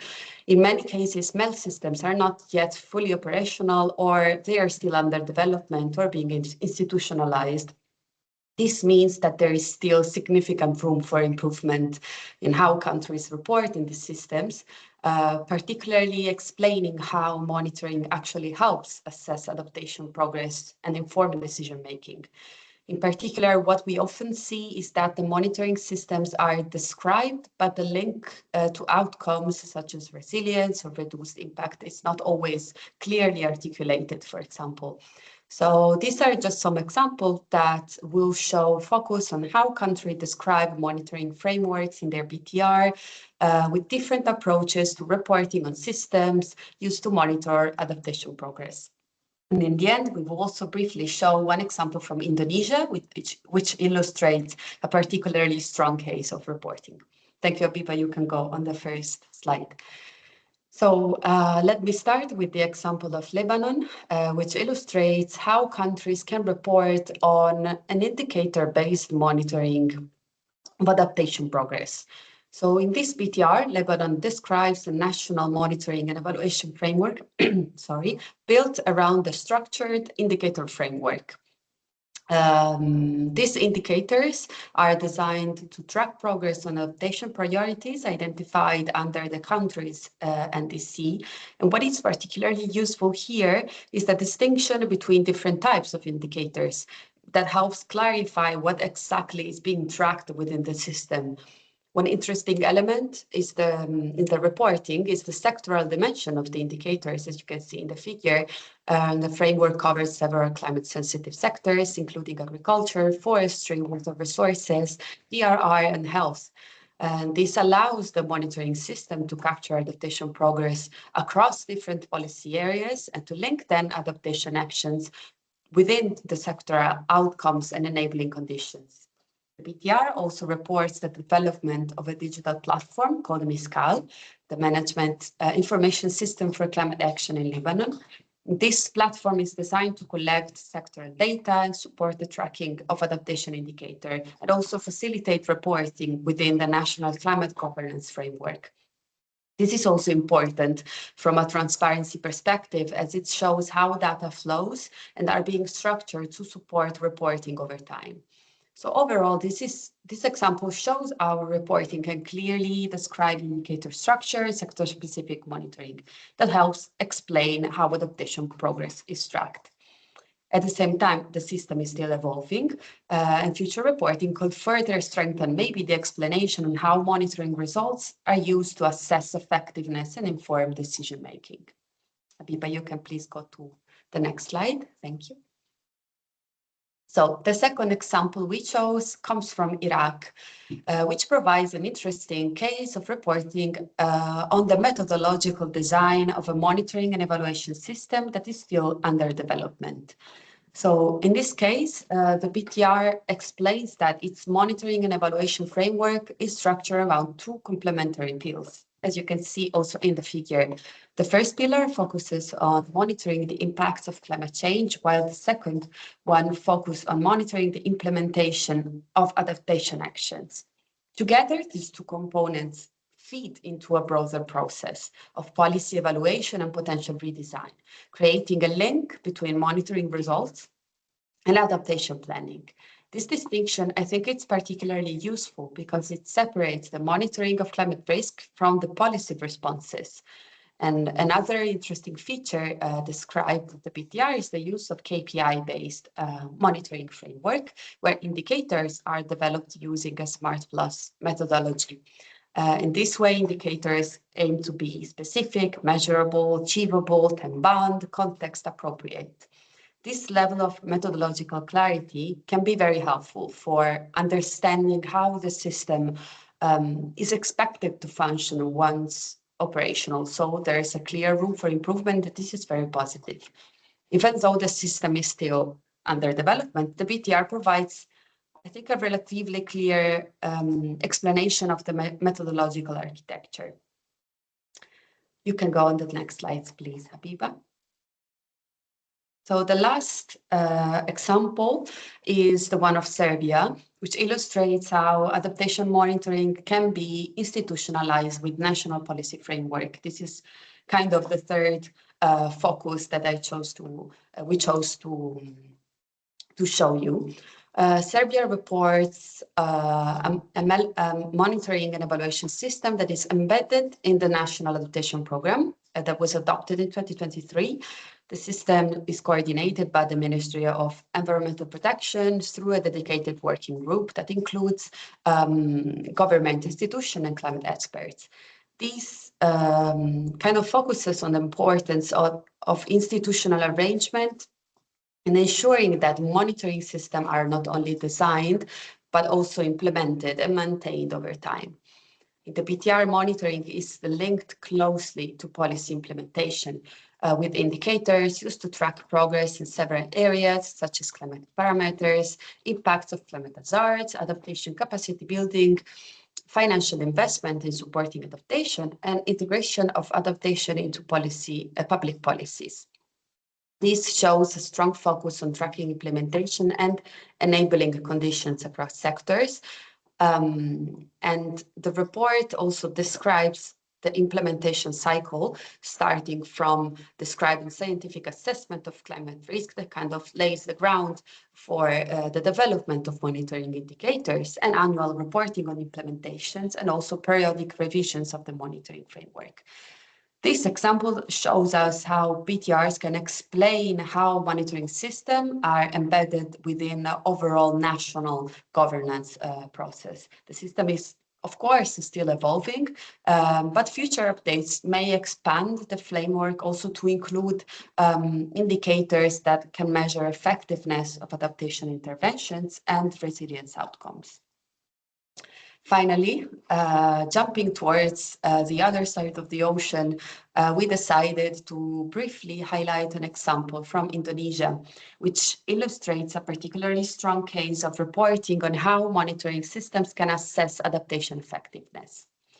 Thank you, Apipa, for showing us the very last slide. In its BTR, Indonesia explains how its monitoring and evaluation system uses an index called the SIDC Vulnerability Index to assess climate risk across social, economic, and biophysical indicators. I also suggest you to visit the website and kind of see the very good work they've done also visually to see this well system. This is particularly relevant because it provides a measurable baseline against which progress can be assessed. What makes this example interesting is that the vulnerability levels are recalculated regularly, allowing authorities to track whether adaptation actions are actually reducing climate risk in specific different regions. monitoring results are then used as a decision support mechanism. And so if vulnerability levels decrease, this suggests that adaptation actions are quite effective. If vulnerability levels remains kind of the same or increase, this triggers a reassessment of the adaptation strategy. So in this case, monitoring is not only descriptive, but is clearly linked to evaluation and policy adjustment. That is a continuous learning loop where monitoring results help inform policy adjustments. And yes, we think this is a very relevant example, not only to track implementation, also to assess adaptation outcomes and support adaptive management. In the end, just to briefly conclude, the first round of BTR submissions shows us that many countries are still in the process of designing and operationalizing MEL systems, as we said before. But moving forward, one of the key challenges will be to strengthen the link between monitoring system and decision-making progress, ensuring that data collected is actually used to assess effectiveness and inform future action, and strengthening this system and improving how they are described in the BTR reporting will therefore be an important area of work in the short to medium term, including also the continual technical support to countries. So with this, I'm done, and thank you for having listened to our presentation. Thank you very much, Giulietta. And thank you also, Habiba and Slajana. This is really insightful. The assessment is really very good. And I think that countries need this kind of findings from the first exercise to take advantage from in order to prepare and improve drafts for the second BTR. I have actually one question before opening the floor for interaction. When FAO colleagues are expecting to share the assessment with the overall of not only participants, but to share the report assessments? I can take this. It's a very rough estimate. We've already finalized the draft, but then we need to go through the last editorial changes and just put it neatly in the template and communicate with the publication team. But we're hoping to be in the next few maybe weeks, but maybe sooner. Nice. That's nice. Very good. Thank you very much. So just share with us the overall report so we can share with our networks and also the other networks as well. So now for other colleagues and participants, if you would like to highlight any comments or you have any questions. Yes, I have maybe. Also, yeah, please go ahead. Yeah, Pavlina already raised the hand, so maybe she can go first. Pavlina, the floor is yours. Thank you. I might distract a little bit the discussion, so you can hear my question and decide whether to go first with your question and then to go with mine. First of all, I would like to thank all the presenters for the amazing presentations and how you have managed to get this complex issue look very simple when it comes digested the way you did it all. So I'm very grateful to be able to be today participating in this webinar.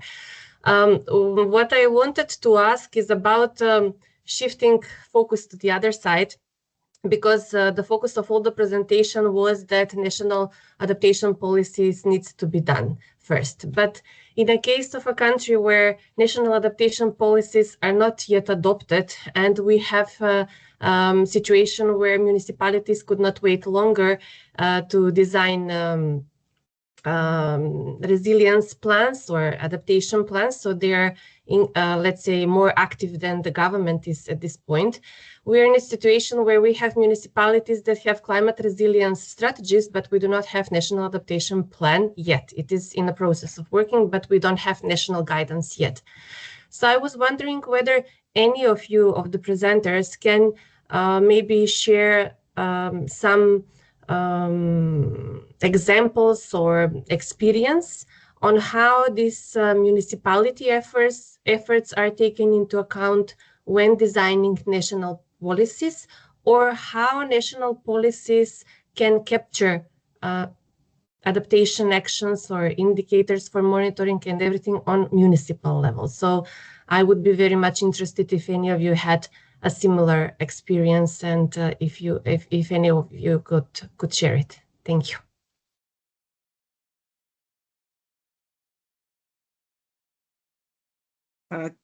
Thank you very much, Pavlina. Thank you for asking this very interesting question.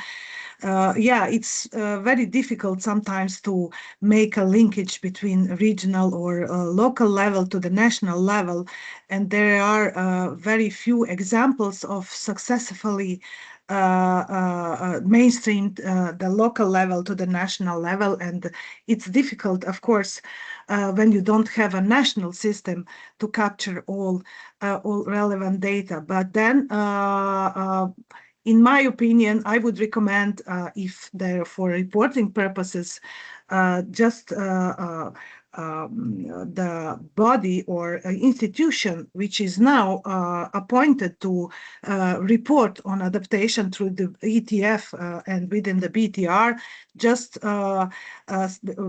with a system absent, it needs to collect information step by step, like checking with each local community or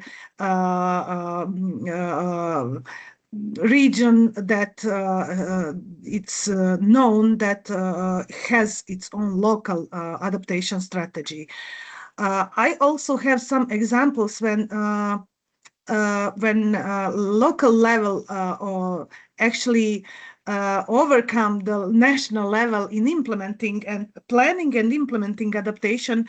For instance, in raising climate finance for adaptation at the local level, it was like very interesting activity in Bosnia and Herzegovina, but also that is still not captured within the national level on the proper way. So also the national level has drafted or developed national MEL system for adaptation, but it's still not operational. And for now, a country can just report not consistently on all activities and cannot capture all activities on ground. So for now, I don't see any specific solution or example to share with you.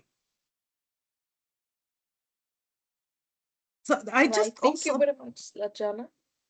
Yes, Lajana, please go ahead. I also have a quick question, and I'm very eager to hear from our colleagues from FAO, since they analyzed BTRs, submitted BTRs and focused on adaptation. So maybe Pedro or colleagues, Habiba, Julia, can answer the question. The information or examples that you've shared, examples of developed monitoring and evaluation and learning systems were very interesting and insightful for all audience, for me too. But can you please also clarify, or do you know whether these countries were able to report on their adaptation outcomes through defined indicators, specifically like whether they could clearly demonstrate now reduced or demonstrate and report through the BTR reduced risks in certain sectors, enhanced resilience, progress in addressing climate impacts, or adaptation effectiveness. Maybe I can pick this up, Habiba, Julia. And yes, thanks for your question, Lasdiana. And first of all, Pavlina, you really made a point, and vertical integration is one of the most challenging elements in the national adaptation planning processes. How local and regional adaptation fit into national level commitments and reporting systems. So there is not that much good examples globally of clearly well-structured vertical integration processes. But anyway, I have just put in the chat of the meeting a contribution from our colleagues from the NAT Global Network, just providing a good approach on this vertical integration element. So thanks for your question. And Slatjana, the most clear way to make sure that our adaptation strategies and actions are being efficient is defining and using vulnerability and exposure metrics as part of our MEL systems. That's something that we mentioned during our presentations, and in fact, it is part of the best practices that we have highlighted during Julia's intervention, and I am pretty convinced that it is the best way to report on this effectiveness. Of course, it is not an annually based reporting structure. As you may know, adaptation takes time for being effective, fully effective, especially when it comes to nature-based solutions, for example. So we can expect reporting this kind of situations in a yearly basis, even every 5 years, every 7 years, just to make sure that our adaptation plans and strategies are being eventually efficient. So short answer is in this second NAP iteration that many countries are now coming into, just be aware that what should be the final usefulness of our climate risk assessments, not only for assessing climate risk, but also to prioritize climate action and equally relevant to fit into monitoring and evaluation systems to define at a country level. So yeah. Okay, thank you. Thank you very much. Welcome. Thank you very much, Pedro, and thank you for all other colleagues. Now, let me just share the last session that we have. Sorry.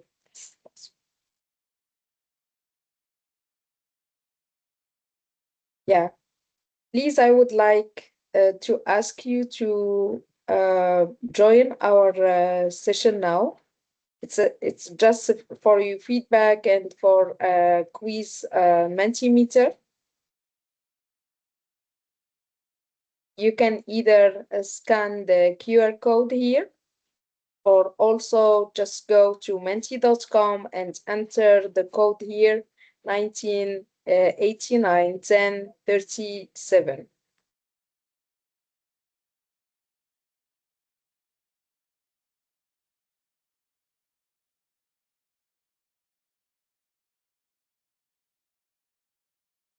Right, we have 6 participants, 7.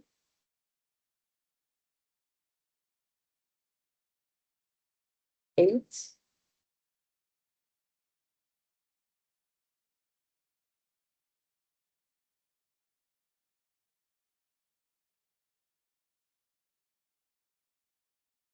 9, 10. We can have more, but almost 40 or 30 and something.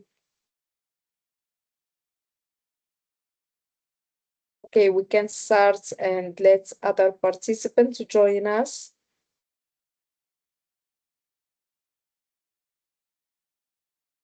Please scan the QR code here, or you can go to menti.com and enter the code 1989 10 37.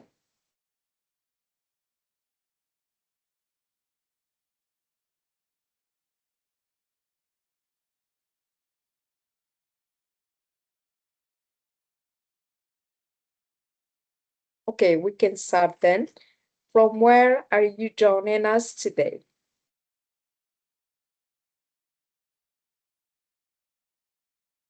Saudi Arabia, welcome. Egypt, Macedonia, Bosnia and Egypt, Morocco,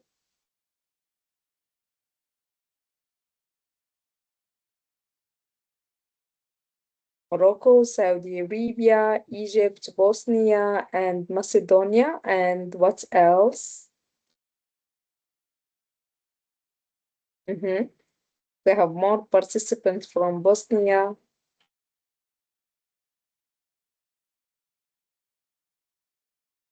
All right. The second question, please indicate your gender.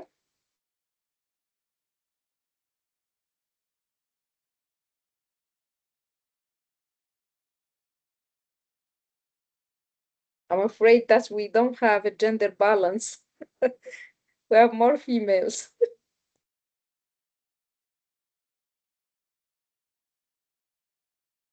All right, welcome. And then let's start our quiz.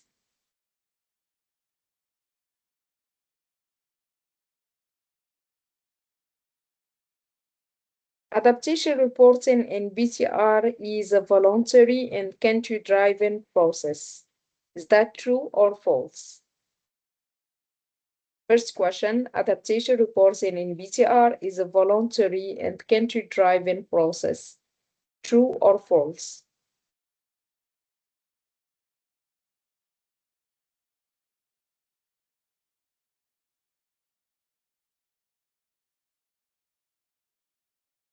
We have 11 answers. 8 good answers. Second question.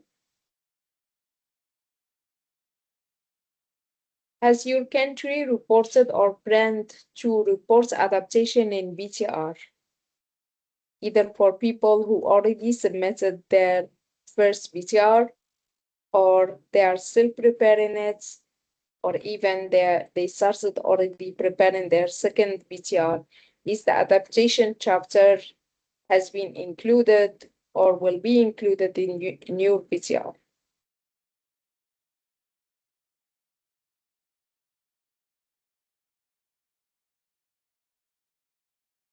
Yes, so 8 participants answered yes. Very good. When you're reporting on adaptation monitoring and evaluation in BTR, the country can report on national system for monitoring and evaluation adaptation, effectiveness of adaptation actions, outcomes and outputs of adaptation actions, or all of the above.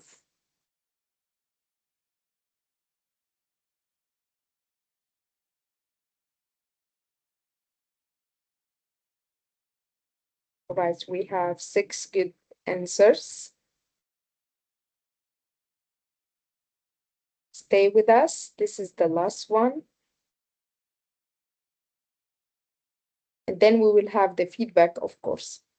Has your country already structured the national MEL system for adaptation, monitoring, evaluation, and learning system for adaptation? Is it yes? It is fully functional? Yes, but not functional yet. Under development, under planning, not started yet.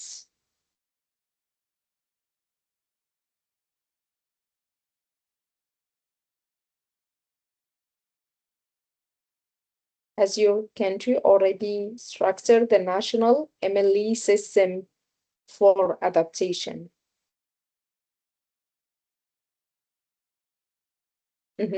So we have the majority under development or under planning.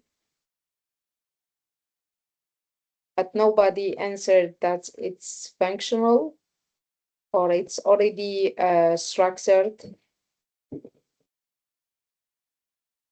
The final question, what is the biggest difficulty for your country regarding monitoring, evaluation, and learning? A, setting up legal and institutional framework, defining adaptation indicators, lack of data for adaptation assessment, optimization of the system, lack of technical knowledge.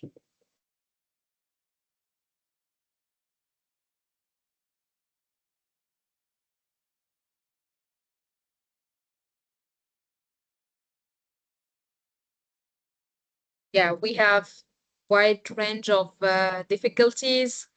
The majority are talking about setting up legal and institutional framework, and some of them operationalization of the system, lack of data for adaptation assessments, and also lack of technical knowledge. So it's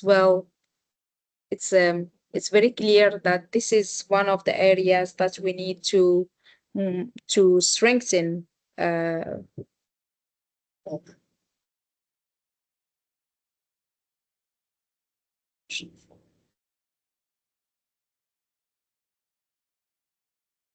All right, purpose.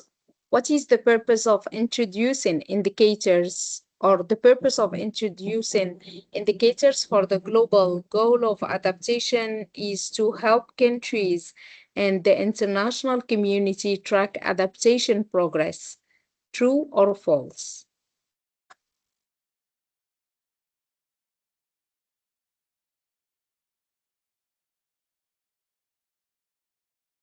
We have 5 answers.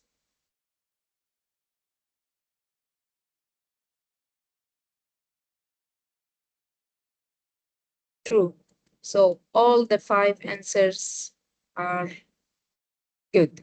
So please, for others, just stay with us for the feedback now. Please indicate how are you satisfied with this technical webinar. Very satisfied, satisfied, either satisfied, dissatisfied, or very dissatisfied. Please, for other people, please join us.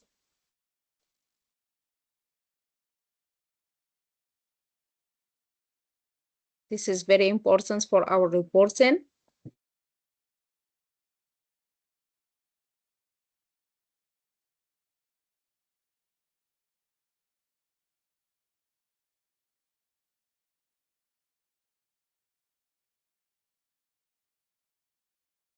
All right, was this event useful for your work?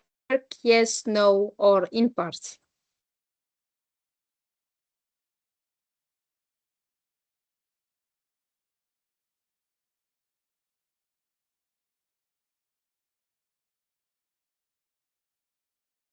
Each participant said yes, thank you very much. And the last question, what was the most useful that you will take away from this webinar?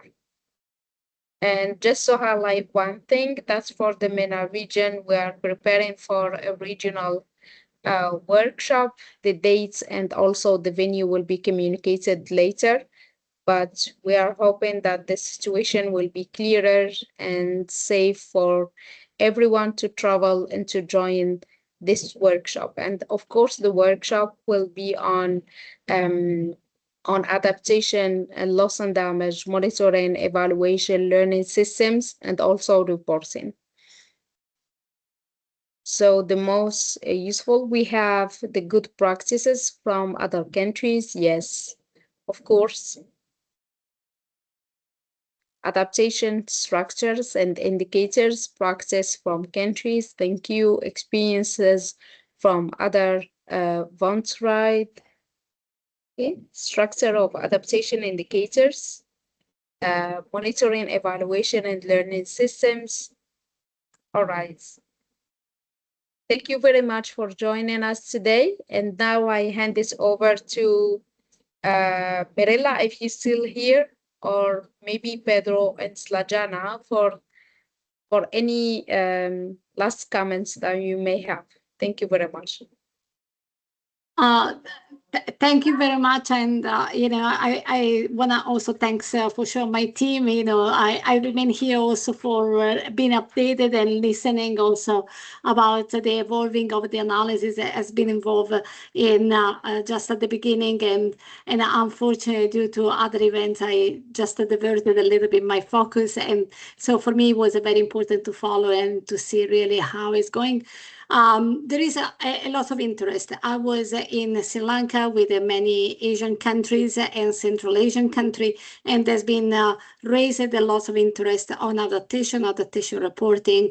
So I think that is an important topic because many countries has adaptation in their INDC. They have adaptation as a priority, also for a financial perspective or as a climate financing. And they know very well that they needed to have in place a proper monitoring system if they want really to be able to access finance. So as I said, that is just a starting point, is just raising with you what we are able to support you, what we can do together. So we are waiting for you to your request. If any specific activities is a request in your country, we are more than happy again to join forces with the CBAT GSP and provide the technical further support. And thank you very much from my side. Lajana, you would like to say anything? You're muted. You're muted. Yes, here I am. Sorry for that. So as we come to the end of today's session, I would like to really thank all of you who participated here, and especially our colleagues from FAO for sharing very interesting examples and insights and experiences on the MEL systems all around the world, so that can serve as examples for maybe structuring better our MEL systems within these two regions where participants come from today, from MENA and from Eurasia. So we actually reinforce that adaptation reporting under the ETF is not just about the meeting obligation, it's about the strengthening our adaptation process. And we today focus on the national monitoring and evaluation learning system, how to improve, how to make actually resilience visible at the both national and global level. Examples that you've shared today highlight really importance of the collaboration and peer learning and continuous improvement. And with that, I would like just to say that within the CBGSP Eurasia network, we will continue with experience sharing webinars in order to hear different experiences from countries already reported on their BTR adaptation in their BTR1 in order to feed some maybe good examples for next iteration for the next BTR2, which is already under preparation in some countries. So on behalf of the organizers, just to thank you once again for your participation, and we really look forward to continuing these activities and future exchanges with you. So our next planned session or a webinar will be dedicated for systems for tracking and reporting of losses and damages, and you will be, of course, all informed, but also just to stress and say that I put the link to our climate transparency platform that you where you can find all information about all our events, slides, recordings from the events that you maybe missed, etc., etc. So thank you, and have a great day. Thank you very much, colleagues from FAO. Thank you, Pedro, Habiba, and Julieta. Thank you for our networks, and see you very soon, inshallah, in other webinars. Have a great day. Thank you. Bye-bye.